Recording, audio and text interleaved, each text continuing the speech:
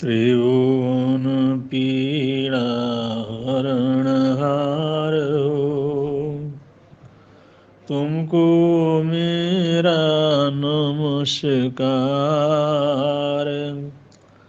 सर्व जगत के अलंकार प्रणाम तुम्हें मेरा हर बार। तीन जगत के नाथ आपके चरणों में जाऊं बलिहार। भवसागर के शोषण करता तुमको वंदन बारंबार। भवसागर के शोषण करता तुमको वंदन बारंबार।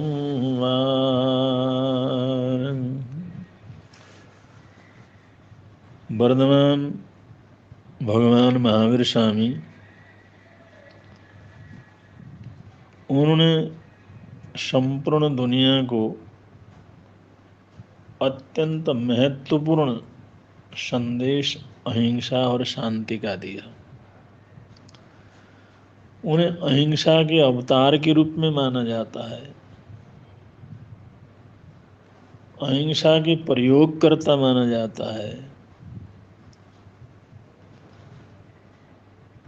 अहिंसा सोच के आदि पुरुष माना जाता है।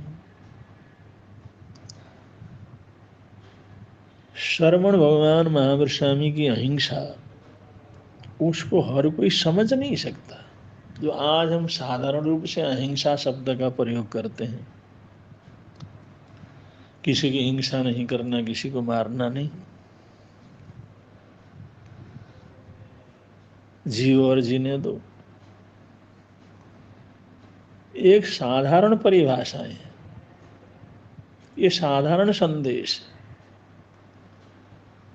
भगवान महावीर स्वामी का अहिंसा संदेश इससे बहुत गहरा है, बहुत अद्भुत है।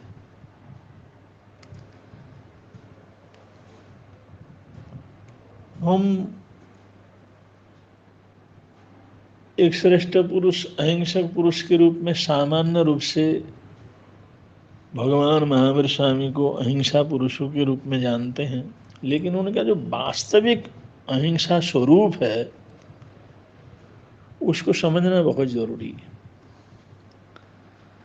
सभी लोग कहते हैं आत्मवादी जो सिद्धांत है,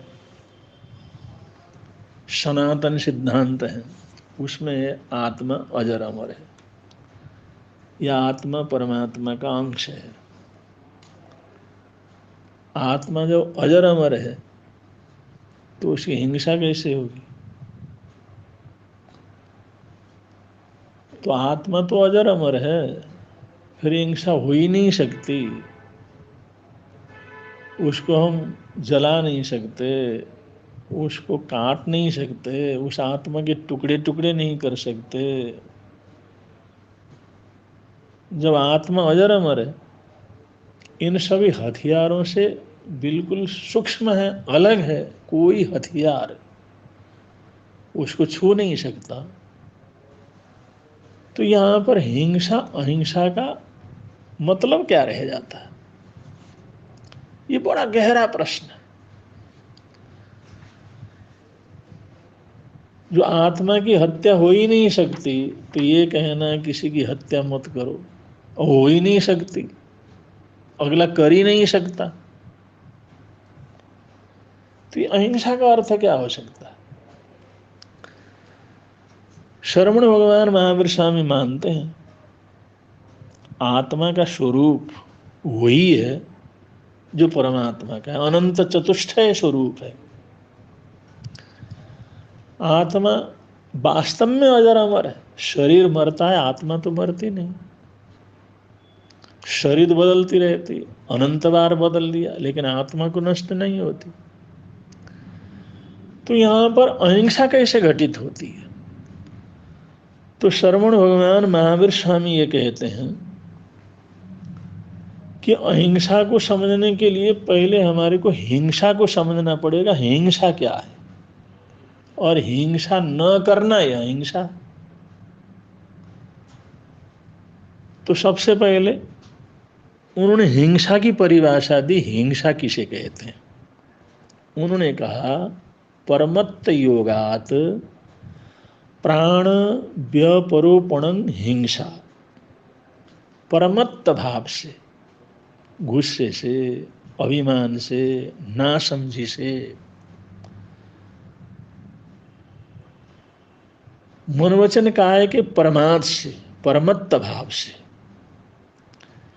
प्राण व्यपरोपणं, प्राणों को नष्ट करना, प्राणों को तकलीफ देना, प्राणों को नष्ट करना, प्राणों के सामने बाधा पहुंचाना, ये प्राणों का विनाश करना हिंसा है।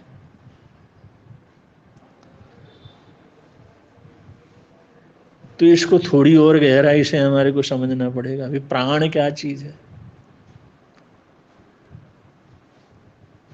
ये जो आत्मा है और ये जब किसी जीवन के रूप में परिवर्तित होता है, इसके साथ जीवन जुड़ता है, चाहे वो एक इंद्रिय जीवन हो, जैसे पेड़ पौधों का जीवन हो, जल का जीवन हो, वायु रूप जीवन हो, या कीट पतंगा रूप जीवन हो, या पशु के रूप में जीवन हो, जलचर थलचर के रूप में जीवन हो, या एक इंद्रिय बेंद्रिय तेंद्रिय के रूप में जीवन हो, या पशु पक्षियों के रूप में जीवन हो, या मनुष्य के रूप में जीवन हो, या देवी देवताओं के रूप में जीवन हो, जीवन जिसे हम कहते हैं वो 10 तरह के प्राणों का एक जो समाहार है, प्राणों का संगठन है। वो कुछ प्राण मिलने से या सभी प्राण मिलने से जीवन प्रारंभ होता है, और उसको शक्ति तो मिलती है आत्मा से, क्योंकि मूल रूप तो आत्मा है, चेतना उसके अंतर्गत है। लेकिन जो हमारा जीवन है, बढ़ता है, घटता है, उसमें सुख है, दुख है, अपना है, पराया है, भाव है, ये सारे के सारे प्राणों का एक उसमें समाहार है। प्राण एकत्रित होते हैं जब जीवन को निर्माण किया जाता है। कहीं 4 प्राण से जीवन शुरू हो जाता है, 6 प्राण से शुरू हो जाता है, कहीं 10 के 10 प्राण होते हैं। उन प्राणों का, जैसे 10 तरह के प्राण में श्रोतेंद्रिय बल प्राण है, चक्षुन्द्रिय बल प्राण है, घ्राणेन्द्रिय बल प्राण है, रसेंद्रिय बल प्राण है, स्पर्शेंद्रिय बल प्राण है, इसी तरह मन बल प्राण है, वचन बल प्राण है, कायोग बल प्राण है, और श्वासोश्वास बल प्राण है, और आयुष्य बल प्राण है। ये 10 तरह के प्राण कहीं कम कहीं ज्यादा जब एकत्रित होते हैं तो वहां पर जीवन प्रारंभ होता है। तो उस जीवन को हम नष्ट करते हैं तो आत्मा को नष्ट नहीं करते, उन प्राणों को नष्ट करते हैं। उन प्राणों को हम छेदन करते हैं, भेदन करते हैं, तकलीफ देते हैं, परेशान करते हैं। तो आत्मा को तो नहीं कर सकते, लेकिन उन प्राणों का छेदन भेदन हम कर लेते हैं। तो 10 तरह के प्राणों में से, क्योंकि उन्हीं के योग से, उन्हीं के समाहार से एक जीवन प्रारंभ हो जाता है, इसलिए वो जीवन प्रारंभ हुआ जिन प्राणों से, उन प्राणों का छेदन भेदन करना परमत्त योगात प्राण व्यपरोपणं हिंसा। उन प्राणों को नष्ट करना, उन प्राणों का छेदन भेदन करना, यह हिंसा के अंतर्गत आता है। आत्मा का छेदन करना नहीं, प्राणों का छेदन करना। अब ये सुनने की जो शक्ति है, देखने की शक्ति है, सूंघने की शक्ति है, चखने की शक्ति है, स्पर्श करने की शक्ति है, मन की ताकत है, वचन योग की ताकत है, काय योग की ताकत है, इसे आयुष्य कर्म की ताकत है, श्वासोश्वास की ताकत है, इनसे मिलकर के एक जीवन तैयार होता है। इन सब का एक मेल, उसका नाम जीवन है। तो इसमें से अगर हम किसी के श्रोतेंद्रिय की ताकत प्राण को, बल प्राण को, या चक्षुन्द्रिय बल प्राण को, घ्राणेन्द्रिय बल प्राण को, रसेंद्रिय बल प्राण को, या मन बल प्राण, वचन बल प्राण, काय बल प्राण को, या आयुष्य बल प्राण को, या श्वासोश्वास बल प्राण को, इसका छेदन करते हैं तो वहां पर हिंसा होती है। इसलिए प्राणों का छेदन भेदन नहीं करना यह अहिंसा है। और प्राण तो सब जगह है। एक इंद्रिय जीवन का जो जीवन चलता है वहां पर भी प्राण है, जल के अंदर भी प्राण है, पृथ्वी के अंदर भी प्राण है, पेड़ पौधे के अंदर भी प्राण है, छोटे छोटे जीवों के अंदर भी प्राण है। और कहीं पर भी किसी भी प्राण को हम नष्ट करते हैं तो हिंसा हो जाती है। इसलिए केवल मनुष्य को मारना है, मनुष्य को मारना, मनुष्य से संबंधित प्राणों को नष्ट करना हिंसा नहीं है। पशुओं के प्राणों को नष्ट, पशु जीवन जो बना हुआ है उनके प्राणों को तकलीफ पहुंचाना वो भी हिंसा है।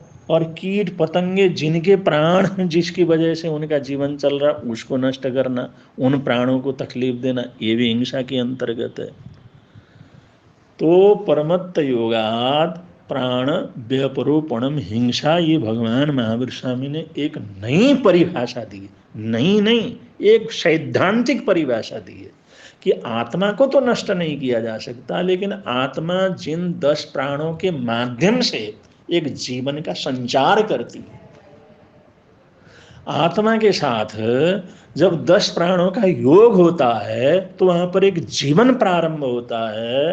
तो उन 10 प्राणों में से जिन प्राणों की वजह से जो जीवन प्रारंभ हुआ है उसको तकलीफ पहुंचाना, वहां पर ये हिंसा के अंतर्गत आता है। इसलिए भगवान महावीर स्वामी की हिंसा केवल मनुष्य तक सीमित नहीं है, ये केवल पशु तक सीमित नहीं है, ये जो है कीड़े पतंगे तक सीमित नहीं है, कीड़े कुंथुए तक सीमित नहीं है, ये प्रकृति के अंतर्गत भी है। पेड़ पौधों को नष्ट करना भी हिंसा है, जल को नष्ट करना भी हिंसा है, वायु को दूषित करना भी हिंसा है, पृथ्वी मिट्टी को नष्ट करना वो भी हिंसा है।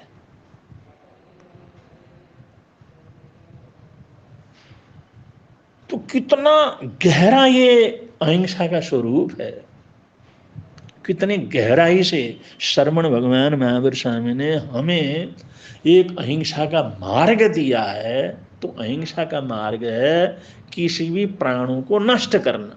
कहीं भी जहां पर जीवन है वहां पर प्राण है, और उन प्राणों को हम तकलीफ देते हैं तो हिंसा के अंतर्गत आता। तो भगवान महावीर स्वामी के अहिंसा को स्वीकार करते हैं तो हम तमाम जीव जगत के प्राणों की रक्षा करते हैं, उन प्राणों को नष्ट नहीं करते, उन प्राणों को नुकसान नहीं पहुंचाते। तो हम किसी भी जीव को, किसी भी जीवन को नुकसान नहीं पहुंचाते, तब अहिंसा घटित होती है। तो अहिंसा के धरातल के ऊपर हम पहुंचते हैं। वो जितनी संवेदना एक मनुष्य, एक पशु के प्रति उसके मन के अंदर होती है, उतनी संवेदना एक पेड़ पौधे के प्रति भी हो जाती है। इतनी गहरी संवेदना कीट पतंगों तक में हमारी संवेदना हो जाती है कि उनके प्राणों को भी तकलीफ देते हैं तो हमारे को दर्द होता है। ऐसे हमारी संवेदना इतनी अधिक बढ़ जाए कि जहाँ पर भी प्राण है और प्राणों से प्राणियों का जीवन शुरू होता है, और उन प्राणों को नष्ट करने में हमारे को वैसी तकलीफ महसूस हो जैसे हमारा कोई कान नष्ट कर दे, हमारी आंखें नष्ट कर दे, हमारा शरीर नष्ट कर दे, हमारे मन को तकलीफ दे, हमारा वचन नष्ट कर दे, हमारे जो है श्वासोश्वास को नष्ट कर दे। तो जैसे हमारे को तकलीफ होती है ऐसी तकलीफ सब प्राणों को धारण करने वाले जीवन को भी होती है। इसलिए जीवन मात्र के प्रति सद्भावना रखना, जीवन मात्र के प्रति जागरूकता रखना, और जहां भी जीवन है और वहां पर संयम बरतना, वहां पर एक संवेदना महसूस करना ये अहिंसक होने का एक लक्षण है, अहिंसक होने का रास्ता है, हिंसा से अपने आप को बचाने का रास्ता है। इसलिए साधारण रूप से जो अहिंसा की बात सामान्य रूप से की जाती है, उसके आखिर से भगवान महावीर स्वामी की अहिंसा प्रारंभ होती है। जब जगत के जितने भी अहिंसा को मानने वाले लोग हैं, उनकी परिभाषा, उनकी सोच, उनके सिद्धांत, अहिंसा के सिद्धांत दुनिया के अंदर सबने दिया है। कोई मानव मात्र को नहीं मारना अहिंसा समझता है, कोई स्त्री प्राणों को ना मार नहीं मारना अहिंसा समझता है, कुछ जीव जंतुओं को नहीं मारना अहिंसा समझता है।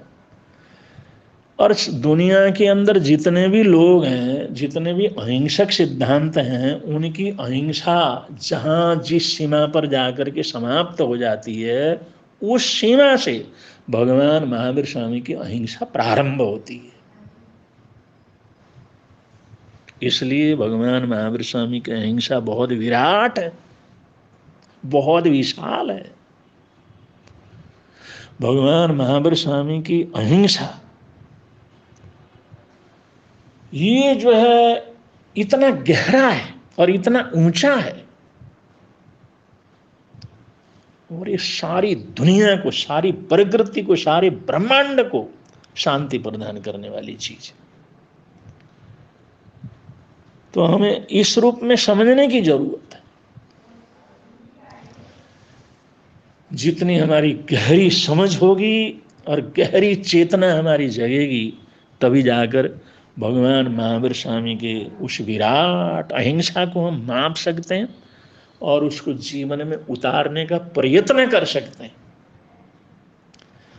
और उस संवेदना को हम बढ़ा सकते हैं, जिस संवेदना से हम भगवान महावीर स्वामी के अहिंसा को जीवन के अंदर समझ सकें और परमत्त योगात प्राण व्यपरूपणम हिंसा, इस हिंसा से अपने आप को अलग रख सकें। उसके लिए बड़े गहरे सोच की जरूरत है। इसके ऊपर भी जरूर चिंतन मनन करना चाहिए, जरूर सोचना चाहिए, जरूर विचार करने का प्रयत्न करना चाहिए। भगवान महावीर स्वामी के जन्म कल्याण के उपलक्ष्य में हम ये आप लोगों को मंगल कामनाएं देते हैं। आप भगवान महावीर स्वामी को समझें, उससे पहले उनकी अहिंसा को समझेंगे, तभी जाकर के उनके स्वरूप को हम समझ सकते हैं। इन्हीं हार्दिक हार्दिक मंगल कामनाओं के साथ, सद्भावनाओं के साथ अपने वक्तव्य को विराम दे रहे हैं। बोलिए भगवान महावीर स्वामी की जय।